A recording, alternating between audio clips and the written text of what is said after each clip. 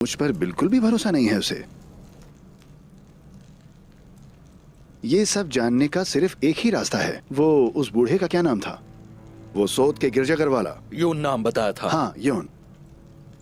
उससे मुलाकात करो और कहो कि जाए और मालूम करे कि गिरेगोर मेरे बारे में क्या सोचता है। जरा ठहरो, एक और बात भी है। बिथिनिया के तमाम कलेदारों को पैगाम दो, मैं सबको कल यहां देखना चाहता हूं, कोसे समेत। जो आपका हुक्म जनाब।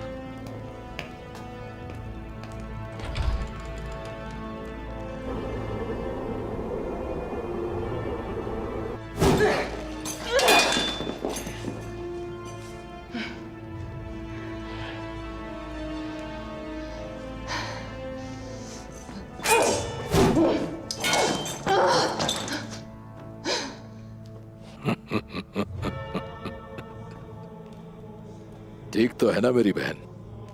खड़े होने में मदद करेंगे क्या हमारी? हाँ हाँ बिल्कुल। क्या हुआ, चोट लग गई क्या? आओ उठो, हाथ पकड़ाओ। हाँ। आपको मुझे हल्का नहीं लेना चाहिए था भाईजान।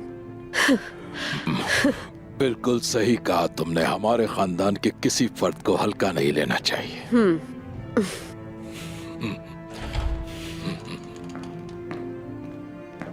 जनाब, बेल्जिक से अहम खबरें आई हैं। क्या खबर है? जनाब, किलेदार होगा तो उसने कल तमाम किलेदारों को बुलवा भेजा है।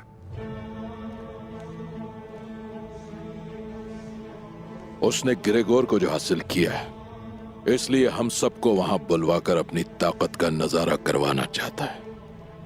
नहीं कर सकता जनाब। अलबत्ता दूसरी खबर बिल्कुल यही है। दरअसल बेल्जिक किले का हर फर्द पादरे गिरेगोर को अपनी मर्जी से उस्मान के पास पनाह लेने की बात कर रहा है।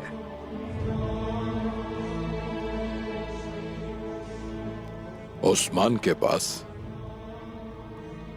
मर्जी से वो भी?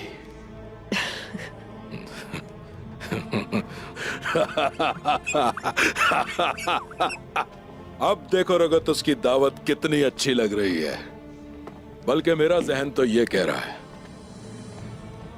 कि हमें जरूर जाना चाहिए ताकि पता चले कहता क्या है।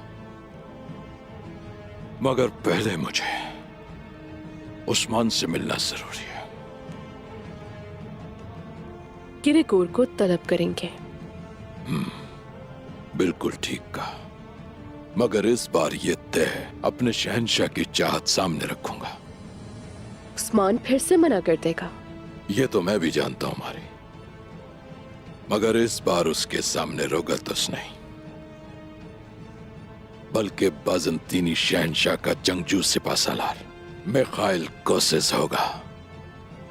उस्मान को इस बात का एहसास दिलाने का वक्त आया तो कई बार है, लेकिन अब नहीं चूकेंगे।